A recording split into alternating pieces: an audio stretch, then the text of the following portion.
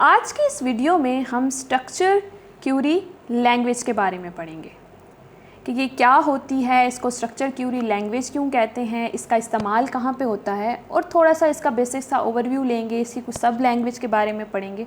तो चलें वीडियो को स्टार्ट करते हैं। अब सबसे पहले ये कि ये इसका इस्तेमाल कहाँ पे होता है। हमारे पास एक जगह है जहाँ पे हमारा डेटा स्टोर्ड है, उसको हम कहते हैं डेटा बेस। यानी हमने एक डेटा बनाया है और हमने उसको एक स्टोर्ड फॉर्म में रख दिया जिसको हम डेटा बेस कह रहे हैं। यहाँ पे हमारे पास हमारा सारा डेटा पड़ा है।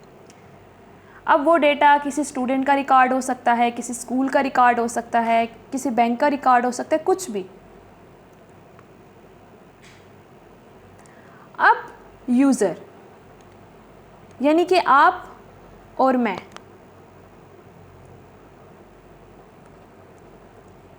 हमें इस डेटाबेस से अपना कोई डिज़ायर डेटा चाहिए।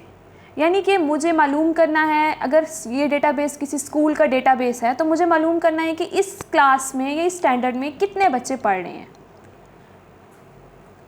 तो ये हमारा एक डिज़ायर डेटा है जो इस यूज़र को इस डेटाबेस से चाहिए। अब यूज़र कोई क्यूरी लिखेगा और उससे उसको उसका अपना जो डिज़ायर डेटा है वो मिल जाएगा। यानी कि उस क्यूरी से उस डेटा को वो क्या कर लेगा, फेच कर लेगा।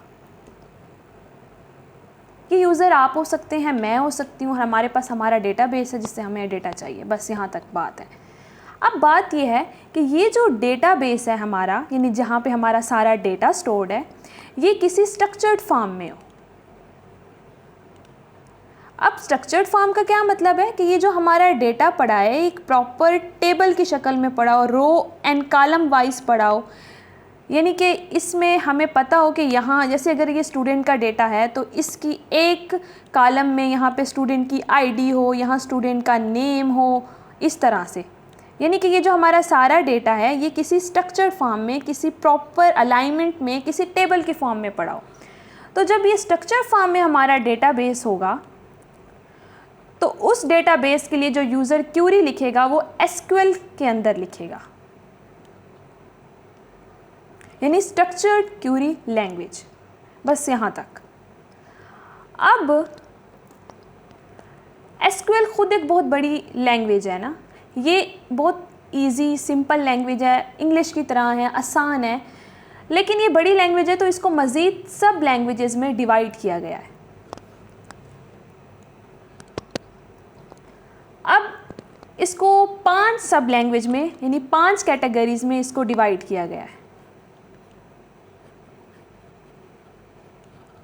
अब इसकी पहली कैटेगरी हम देख लेते हैं जो कि DDL है, डेटा डेफिनेशन लैंग्वेज। नाम से पता चल रहा है डेटा को डिफाइन करेगा, ऐसी लैंग्वेज। अब डेटा को डिफाइन कैसे कि ये किससे डील करेगा ओवरऑल स्कीमा से।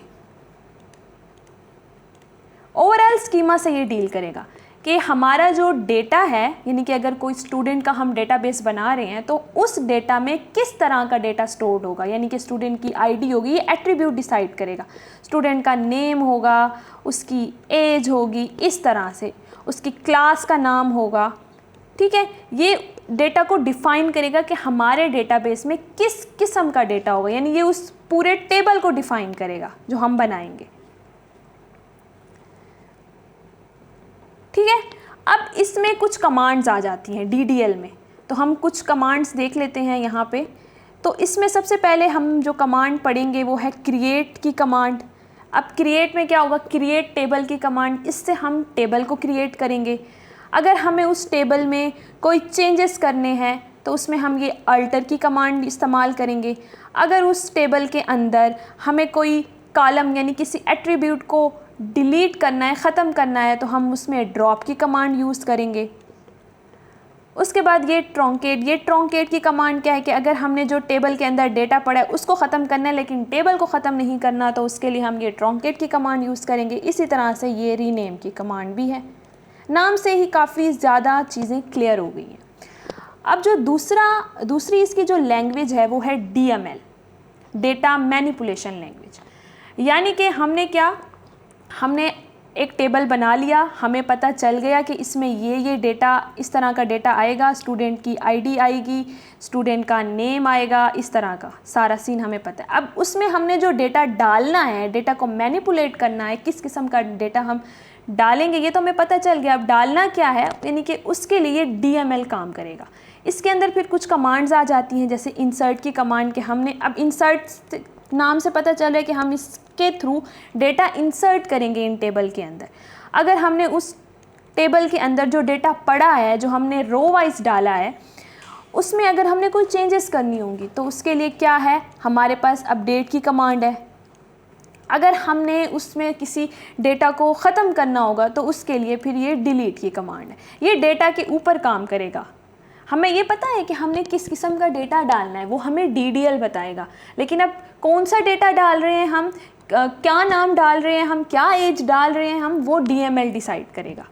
इसके थ्रू हम बनाएंगे। फिर DQL डेटा क्यूरी लैंग्वेज, इसमें एक कमांड आती है जो है हमारे पास सेलेक्ट की कमांड। ये प्रिंटिंग के लिए यूज़ होती है कि हमने ये डेटा डाल दिया, अब हमें ना कुछ प्रिंट करके दिखाना है ख़ुद को कि क्या इस जगह पे ये डेटा है, इस तरह से। तो उसके लिए हम ये कमांड यूज़ करते हैं, सेलेक्ट की कमांड। फिर हमारे पास आता है DCL डेटा कंट्रोल लैंग्वेज। नाम से पता चल रहा है कि ये डेटा को कंट्रोल करेगा। इसमें 2 कमांड्स आती हैं हमारे पास। एक आती है हमारे पास ग्रांट की कमांड और एक आती है हमारे पास रिवोक की कमांड। ग्रांट यानी कि हम एक्सेस देंगे, उसको परमिशन देंगे कि ये जो डेटा है ये फ़लाँ बंदा उसको एक्सेस कर सकता है। रिवोक ये कि हम उस परमिशन को दोबारा वापस ले लें। तो ये डेटा कंट्रोल लैंग्वेज में ये 2 कमांड आती हैं। फिर हमारी जो आखिरी लैंग्वेज है यानी सब लैंग्वेज, वो है TCL ट्रांजैक्शन कंट्रोल लैंग्वेज। इसमें भी हमारे पास जो है 3 कमांड्स आती हैं। एक आती है हमारे पास, अब ये लिख लेते हैं हम, एक आती है हमारे पास कमेंट की कमांड। इसी तरह से हमारे पास आती है रोल बैक की कमांड। इसको भी हम आगे यूज़ करेंगे, ट्रिगर में इस्तेमाल होती हैं, प्रोसीजर्स में यूज़ होती हैं। और सेव पॉइंट की कमांड।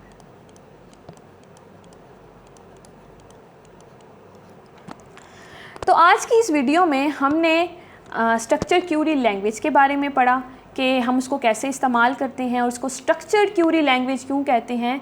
यानी कि अगर हमारे पास जो डेटाबेस होगा वो स्ट्रक्चर्ड फॉर्म में होगा, तभी हम जो उसके ऊपर क्यूरी लिखेंगे वो SQL के अंदर लिखेंगे। फिर हमने उसकी कुछ सब लैंग्वेजेस के बारे में पढ़ा, जिसमें DDL, DML, DQL, DCL and TCL, और हमने इनकी कुछ कमांड्स देखी। आई होप कि आप सब लोगों को समझ आया होगा। ये थोड़ा सा उसका SQL का बेसिक ओवरव्यू था, उसकी सब लैंग्वेजेस थी और उसकी जो मेन सी कमांड थी वो हमने इसमें देख ली। आगे हम इन कमांड को रन करना भी दिखाएंगे और हम डेटाबेस भी बनाएंगे और डेटा भी इंसर्ट करेंगे और फिर उस डेटा को प्रिंट भी करेंगे। इस वीडियो में बस इतना ही। अपना बहुत ख्याल रखिएगा। अल्लाह हाफिज़।